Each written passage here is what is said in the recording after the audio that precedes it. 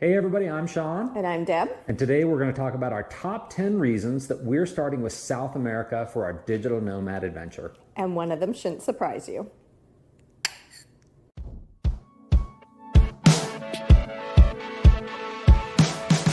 Hey everybody, welcome back to the channel. We appreciate you joining us. Today, as we mentioned, we're going to talk a little bit about the top reasons that we chose South America as our starting point for our digital nomad adventure.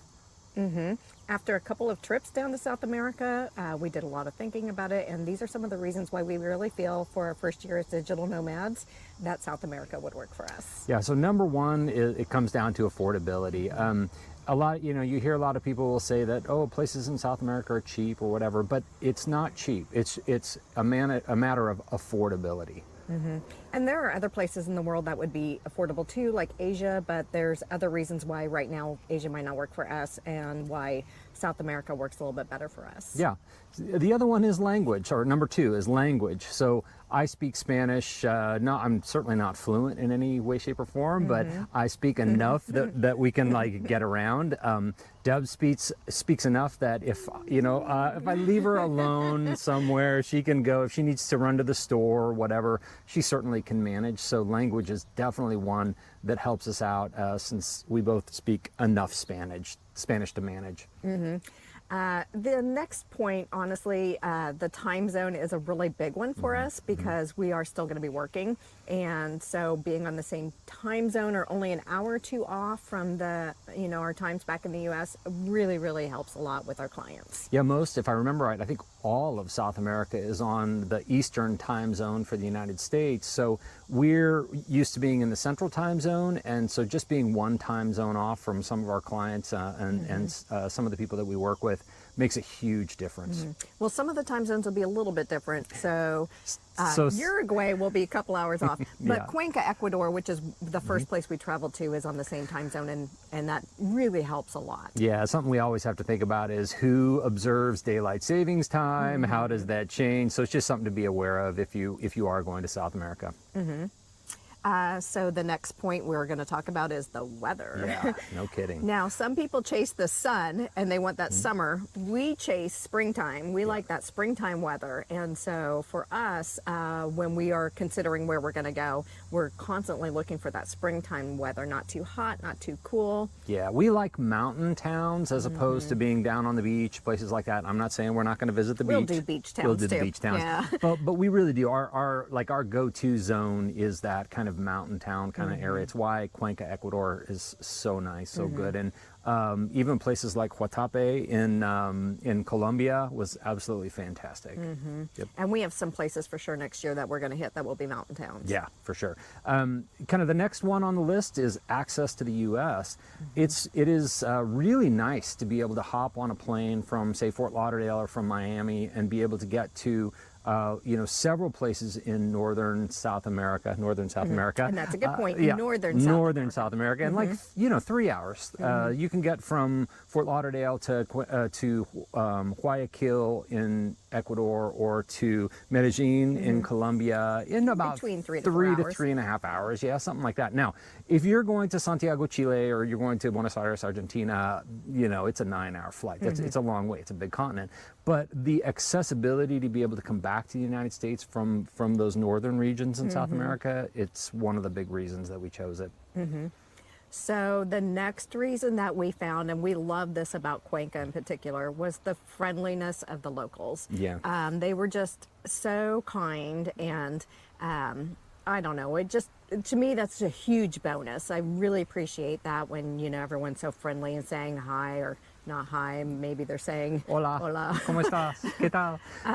But it's a huge perk, and we found this in both Ecuador and Colombia. Yeah, I thought in Huatape in Colombia, people were so friendly. There was only one instance where we had someone who was, I don't know, I think they were more confused than irritated or angry, but it was fine. One thing to note is that when you're in a big city like Medellin, there's a lot of people who speak English, going back to kind of that language element.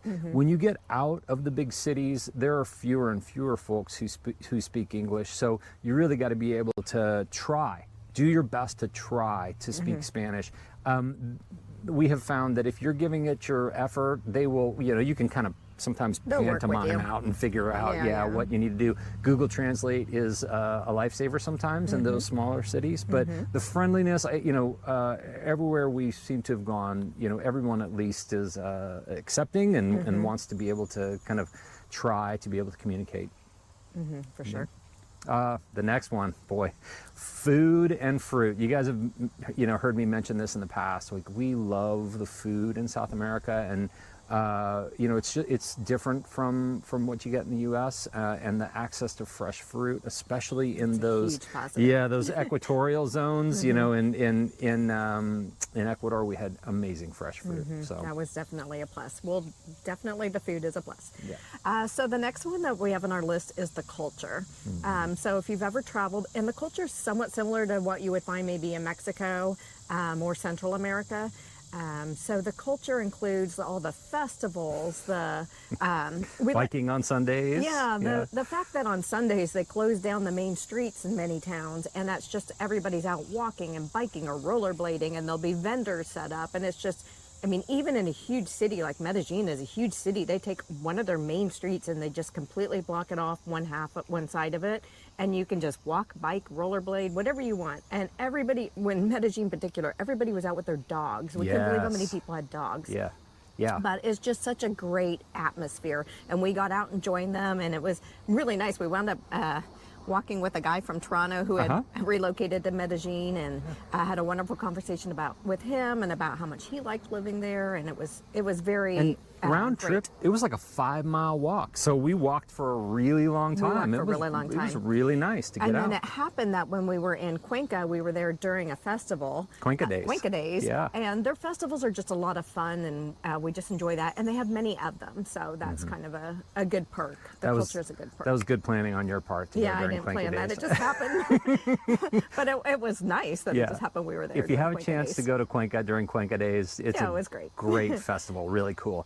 So next on the list is we have a lot of bucket list adventures that we'd like to do in South America. When you think about things like visiting the Patagonia state parks on both the Chile and Argentina side, Machu Picchu in Peru, the Incan walk across most of South America, the Galapagos Islands, the Amazon River in Brazil, Angel Falls in Venezuela. There are just so many amazing. That would our be dog. our dog. Sorry. To be in the video. Yeah, but there are so many amazing bucket list adventures. We just thought it would be a great place to start and to be able to go to some of those. Come here. Yeah. You're okay. She wants to play. She does. Okay, this list is in no particular order, but I will say we maybe saved the best for last. Yeah. And one of the main reasons we would really love to spend some more time in South America is the coffee. Absolutely. There's coffee regions that we will visit all across the world. Hawaii is the amazing Kona coffee region. But the thing about South America is there are so many opportunities to have different types of coffee, Central America as well, in different regions. So we are huge coffee lovers. We are super excited about visiting lots of different coffee plantations. We recently did one in Costa Rica that was amazing. That's how we keep the dog busy. But it was amazing to do that coffee plantation and chocolate plantation visit in Costa Rica. We plan on doing quite a few more. It's going to be really cool. So yeah. So that's it. That wraps up really our top 10 reasons why we are choosing South America. We hope that helps you kind of understand why we're choosing it. Maybe some of those are on your list to be able to go someplace. South America is our choice. Yes. So join us next time. We appreciate you tuning in. Make sure you like and subscribe, and we will see you in the next video.